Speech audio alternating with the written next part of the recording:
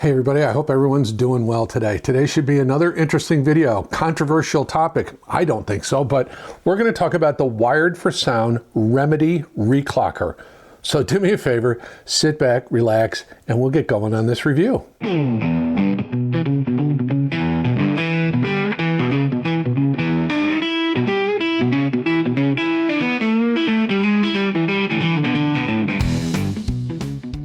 So what is the Wired for Sound Remedy Reclocker? Well, it is a $399 SPIDF only reclocker. So it takes Toslink or coaxial in and outputs Toslink or coaxial. Now, the interesting thing is it can be a format changer in that you can come in on coax and go out on Toslink, or vice versa. Now, it'll support an input up to 24 bits, 192 kilohertz PCM. However, its output rate is fixed at 96 kilohertz, and that's an asynchronous reclock system. It uses a femto-grade internal oscillator, and it's real simple. Just takes a 9-volt wall wart. You can use a linear power supply, I guess, if you want to. Nice, solid aluminum chassis, and the warranty is 5 years. So let's talk about what this thing actually does. So the basics are, the Wired for Sound is a compact 2-channel digital signal processor. It's designed to improve the quality of incoming SPIDF signals. Remember, SPIDF stands for Sony Philips Digital Interface. Now you can come in on either coax or Toslink, and you can go out on either coax or Toslink, and you can come in on one and go out on the other. But what it does is it regenerates that SPIDF signal with a ultra low jitter femto grade clock, and it outputs a fixed 96 kilohertz stream, and that's intended to give the DACs a much cleaner, more stable signal. Now, 96 kilohertz, let's talk about that. You can input 24 192. Honestly, 96 kilohertz is more than enough. The way this is most commonly used, and the way I see it most commonly used, is connected to an old CD player, an old DVD transport player, you know, a 5-disc carousel like I do here with my vintage Harman Kardon, maybe old streaming boxes that don't have USB out, or certainly don't have I2S out. In those cases, what it does is it retimes that digital signal, cleans it up before it reaches the DAC, and what it does is yield better imaging, smoother tonality, and less digital harshness. So the Remedy Reclocker does buffering and reclocking. It brings in the SPIDF signal, it deserializes it, it runs it through a FIFO memory buffer, first in, first out. It then regenerates the clock signal using an internal femto clock. This new master clock signal obviously retimes everything accurately in this process, isolates the downstream DAC from any timing variations of the source. So it's a simplified block path: input, buffer, FIFO, femto clock reclocking, reserialization, and output. Well, I mentioned the unit has a fixed 96 kilohertz output. What that means is all incoming sample rates are asynchronously resampled to a fixed 96 kilohertz output. So that means on your CD player, DVD, using it as a transport, your 44.1 stuff is getting upsampled to 96. It might be a drawback for some. I didn't find it to be.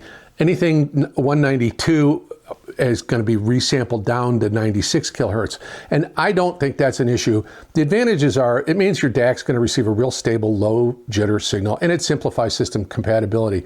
Yes, high resolution, greater than 96 kilohertz is going to get resampled downward, but I never heard a difference. And I use this with 2 different streamers, the Shanling SM1.3 on its SPIDF output and on the Cambridge Audio MXN10.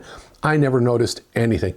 The purists might complain, but if you've got an older, really good, let's say a Sony ES or a Pioneer Elite CD transport, or you've got a nice streamer and you want to run it into your AV receiver, your older integrated that's got a really nice DAC built into it but doesn't have a USB, or your streamer doesn't have a USB out like my Cambridge doesn't, then this is a really good solution. So before we get too far along, I want to show you the goes intos and goes outs. So as you can see here, we've got our power input coax, input Toslink, output Toslink. On this side, we've got power switch and input selector, and then our output on coax, either on a BNC or an RCA.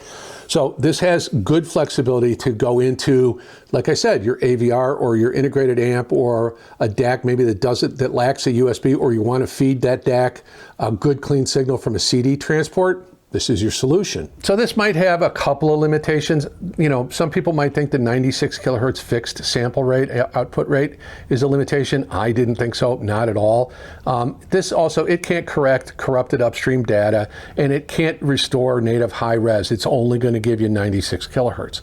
But it will give you effective isolation from noisy and jittery sources like TV boxes, old streamers, you know, old CD transports. On my Harman Kardon, vintage Harman Kardon FL8380 5-disc carousel, that has had in the day a really good dual Burr Brown 24-bit chipset.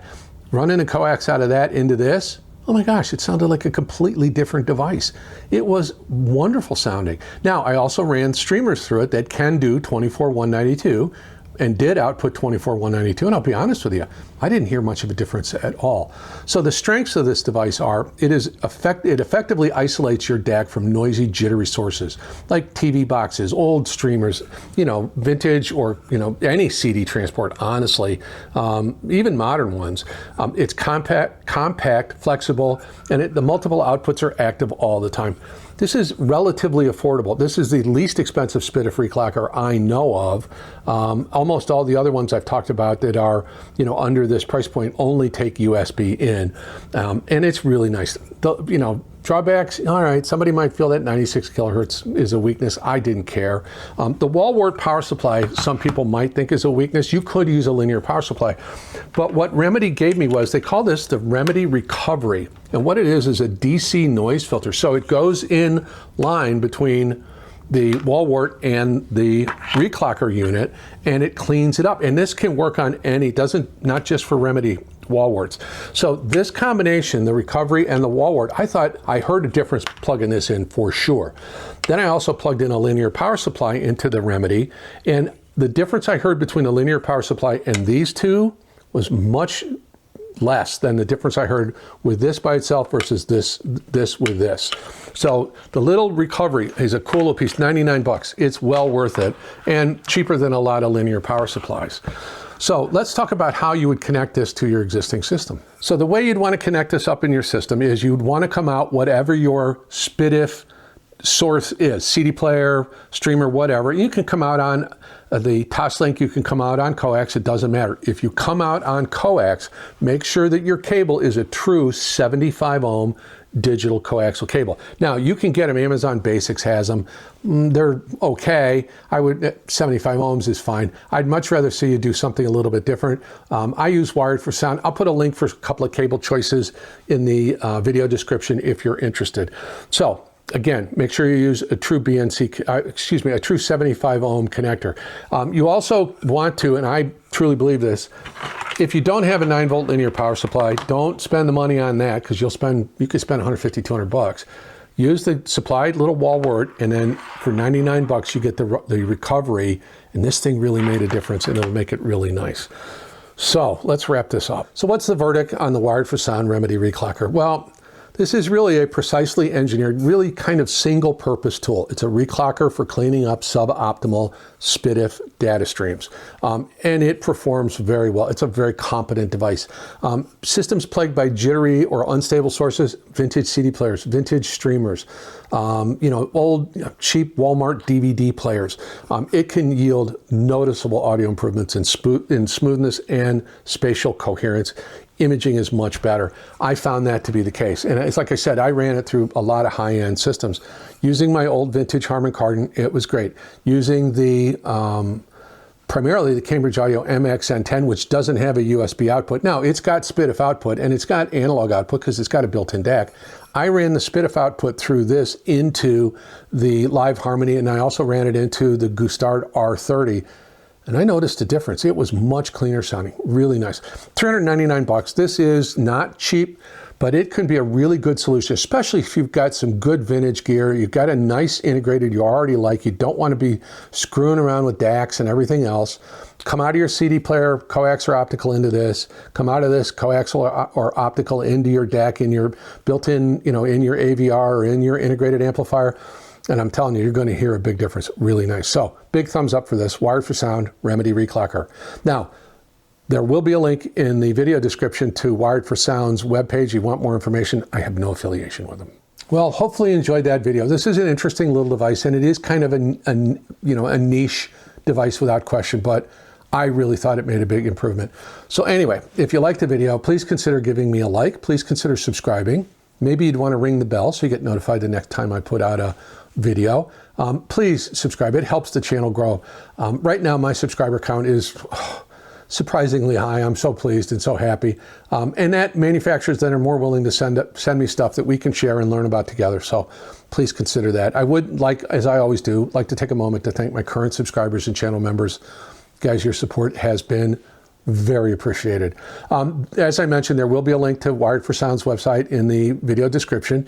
In the pinned comment and in the video description will be a link to channel membership should you want to join the channel. I didn't do any video or didn't do any music on this, but there is a link to the community post playlist in the video description. There's great music there. There are a diminishing number of affiliate links in the video description. I'm kind of moving away from that a bit. Comment, let me know your thoughts. I know what I'm going to hear. Oh, why isn't it all built in, and why every DAC should already do that and all the other stuff. Well, all I can tell you is what I experienced, and all I can tell you is I'm a subjective reviewer. Now, I didn't have any other SPIDF reclockers to compare to this, so don't ask me how it compares to anything else. All I know is what I heard when I used it, and that's what I shared with you. So anyway, let me know your thoughts. That's everything on the Wired for Sound Remedy Reclocker. Yep. Please like, please consider subscribing, please comment, always please comment. Follow me on Instagram if you want to.